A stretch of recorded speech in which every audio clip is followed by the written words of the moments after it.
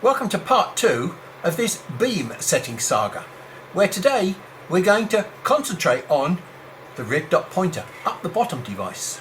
Now, as I made it clear in the previous session, Steve Walters and I disagree on the efficiency of the scorch method or the up the bottom method. But that doesn't mean to say I'm not going to give this the greatest shot in the world, because I would like to see it work. Why? When I first started playing with these machines, I spent many hours trying to create red dot pointers that hung onto the end of my tube that showed me exactly where the beam was going, because I was convinced that if I could get a visible beam to do the same job as the invisible beam, it would make the setting of mirrors so much easier. After about 7 different attempts and designs, it was a failure. 90% is still not good enough for perfect beam alignment. The other thing that I tried and could never really succeed with was all the conventional beam combining systems, which again is a visible beam that should enable me to set the mirrors. For this particular machine, I designed my own beam combining system, which produces a super accurate through the nozzle red dot. Although that perfect red beam system should make mirror setting easy, it helps. It still doesn't fix all the problems. But the only problem that I can foresee, the scorch method that I adopt has forced me to modify this machine in a way that allows me to make the scorch method easy and accurate, as I demonstrated in the previous session. But the basic principle of Steve's design was that the lacer head was a fixed entity, whereas mine is not. So I'm going to upset this machine, you're a little bastard, by calling it names. Then we're going to try and bring this machine back into perfect alignment, as I did with the scorch method. We're going to twiddle with this mirror and put it all over the place. I'm going to fiddle with these screws here on this mirror, and we're going to put that into some strange position. In fact, I'll even go as far, undoing the 2 screws on here and moving this mirror well and truly out of alignment. As I said, the red beam on here is on a long life battery, so I don't have to worry about it. So the first question is, how do I fix this in here? Because I don't have the conventional lens tube arrangement. Well, I suppose in a way I do, because all I've got to do is plop that in there and put my butterfly clamp on, and this is doing exactly the same as I did with my lens tube. It's just clamping it in perfectly on this V-block. Now I know that my mirror here, although it's canted over at 45 degrees, the center line of that mirror is down the center line of this axis here. What we've got here is the instruction sheet for reverse alignment tool, and we will follow this step by step. I've watched 3 pertinent videos that Steve Walters has designed to help you use this piece of equipment. Now, I'm not going to use those videos to start with. Unfortunately, I've been influenced by them because I've watched them.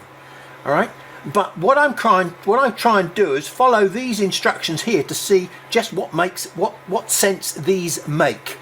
Okay, now this is not being critical of this device. Remember, I want this device to work if I can make it work. So the first instruction is remove the lens tube and insert the reverse alignment tool. There we go, we've done that. Align mirror 3 on the head, which is mirror 3 here, to the direction of mirror 2 on gantry. Well, it's already looking at mirror 2 on the gantry. I think the words probably should say we've got to point this red dot at mirror 3 and pick the red dot up on mirror 2. It says near and far till the red dot doesn't move. And then there's a note, align mirror 3 to the axis of travel, not mirror 2. Then, if necessary, move the mirror onto the correct position to intercept the beam. Well, that's what we spoke about before. This is a 2-stage process. We've got to get this visible red beam running parallel with this axis in 2 planes. And then what we've got to do is to align that onto the center line of mirror 2. Doesn't quite say that in there, because I know what I'm trying to achieve. We'll see if we can do it. Now, at the moment, we've got no idea where that beam is pointing. Oh look, it's down there. The dot is in the process of moving as I move this backwards and forwards. We've got to try and make the dot stand still. So let me move that across to there and see how that is. Oh, that's pretty good. That's not bad. Right, so I need to be fairly accurate with my dot. So what I'm going to do, I'm going to use that target there, and I'll move it to that end, more or less. Well, it is pretty good on centre at the moment. Move it away, it's changed down and across. We'll adjust it up. Well, again, it's not quite perfect now, so what we shall have to do is gently move this. I haven't got it set close enough to the edge. Well, there we go. I've set my dot on the vertical crosshair. And so let's move the head away.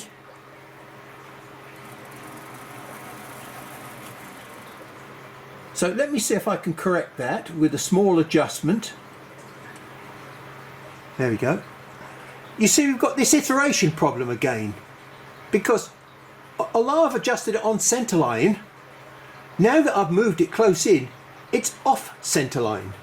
So I've now got to move my target very slightly to bring it back perfectly onto the centre line. Now move it away, and that's looking reasonable. Let's look at the height change. That's pretty good. Maybe I've got my x-axis set up pretty good now, so I haven't got it setting into the centre of mirror number 2. Now these targets fit snugly into the hole in the face of the mirror. So in this instance, it's going to be so easy for me to adjust that onto centre line, because look, all I could do is slide my mirror backwards and forwards, and I can move it across the mirror. Got it perfectly on centre line there. And what we'll do, we'll check it again. Okay. You will remember what I described to you about how mirrors and beams work in the first session. The fact that I've got a round beam pointing at a 45-degree angle means that I'm going to get an oval shape when that round beam hits that surface, as I've got to make sure that the centre of my oval sits on centre line. Now, I can't stress enough how important it is to get these things absolutely correct, because you've seen how very, very small amounts affect the alignment of the beam. The only problem with Steve's instructions, it doesn't say line it up on the mirror, and it also says adjust the mirror accordingly. There's a real serious problem here in adjusting the position of mirror 2, because I've got to get it to the centre of the mirror in this direction and in that direction back there. So either I've got to adjust this mirror so that it goes onto that mirror at the back there, or I've got to adjust mirror 1 so that it lines up with the centre of mirror 2.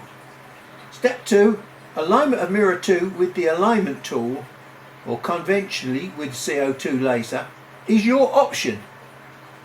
No, it's not my option. I'm going to use the pointer tool, because that's what this is. This is a reverse alignment tool. As always, align the mirror to the axis of travel, not the mirror. Then, if necessary, move the mirror, doesn't say which one or 2, into the correct position to intercept the beam. Okay, so if I'm going to intercept the beam, it implies that I'm going to move mirror 1. Alignment of mirror 1 must be aligned with the CO2 laser. Okay, I think I understand what that means because I've watched the video. So maybe after putting sticky tape on my mirror, we ought to clean the mirror. Now, I haven't put sticky tape on my mirror, but Steve certainly uses sticky tape on his mirror, and I noticed he didn't clean it. Now, at the back of the machine here, I've got a beam combiner, which, as I said, it's super accurate, but I don't use it because I don't need a beam combiner, and I don't need a through the nozzle red dot. This was a design exercise to prove that it could be done. Right. So there's the little beam combiner with its red dot. I don't need it on all the time, so I never had it on all the time. Okay, so just to show we're not cheating anywhere at all, look, I've taken my number 1 mirror off completely. On my end plate here, which fixes the mirror, there's a couple of little turned up end pieces which keeps my mirror guided at 45 degrees.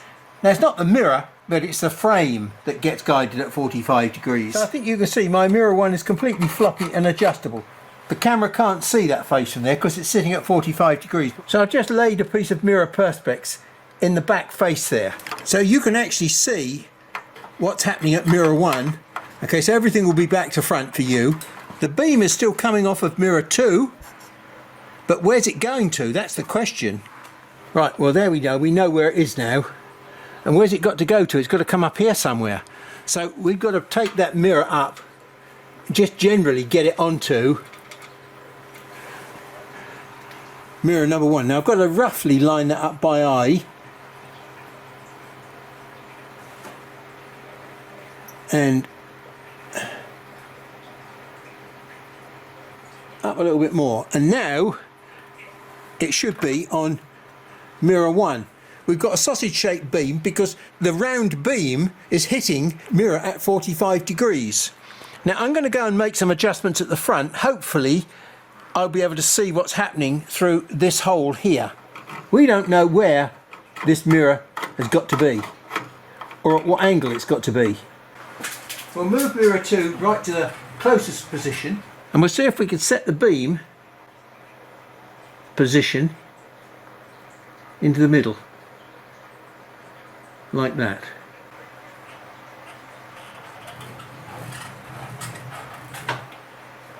And see where it is. Well, I think that means that we're going to have to twist the beam to get it onto that centre. But remember, as we move this backwards and forwards, we're starting this iteration process, but there's less logic this time to what the iteration process is. So let's move that back onto centre. Got to keep it against the 45 degree stops. So that's pretty much on centre.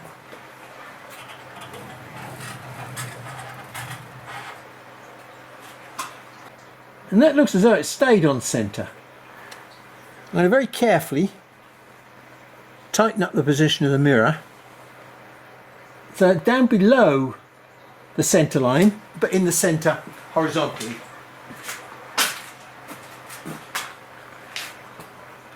And that's above centre, but horizontally. So we've fixed the horizontal position, but what we've now got to do is work on the vertical position.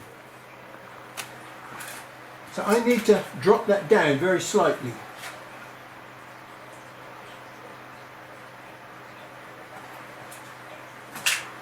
It's not easy for me to see from the front there.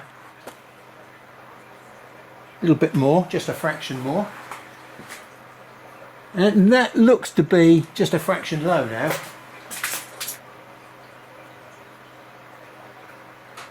Just a fraction high.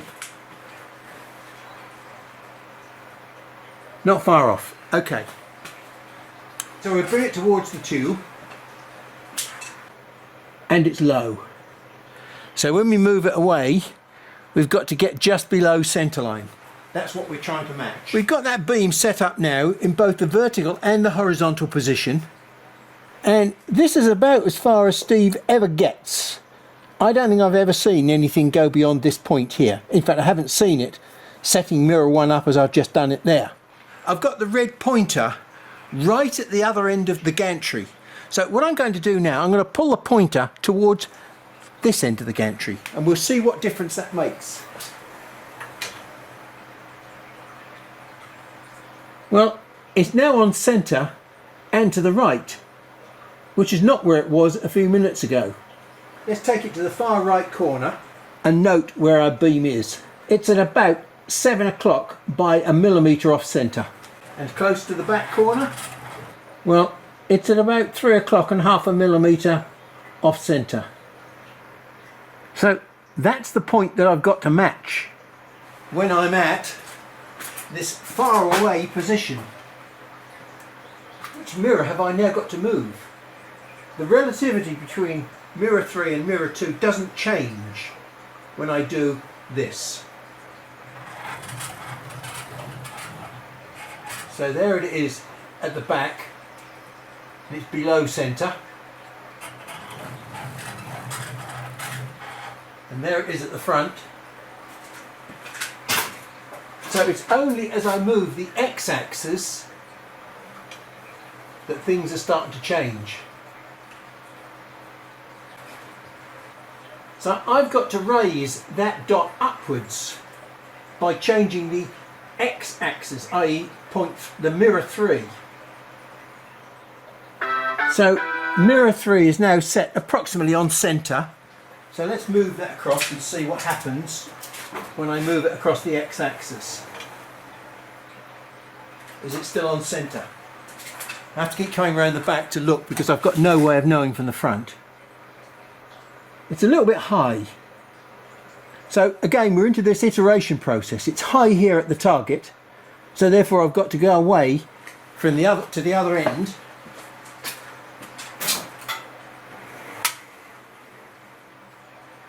I've got to raise it slightly above centre, like that. Then we'll try again. That's above centre.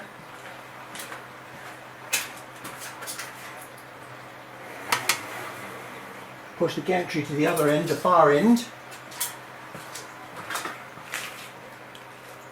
And that's above centre as well. So, it looks as though that should be the point at which I've got to make the laser beam hit above centre by about 1 millimetre and on centre left and right. We've got mirror 2 aligned. We still haven't basically aligned mirror 1 because mirror 1 is the thing that's got to point the laser beam at those mirrors that are already aligned. My laser tube has not changed position. What I've done, I've traced the path back to the laser tube via the red dot. So logically, I would think that if I fire that laser tube at that target, it should hit just above the centre line where the dot is, because I've not changed the position of the tube, and that tube was perfectly aligned to give me what I wanted originally. So let's just see what happens when I give it a pulse. Well, there we go.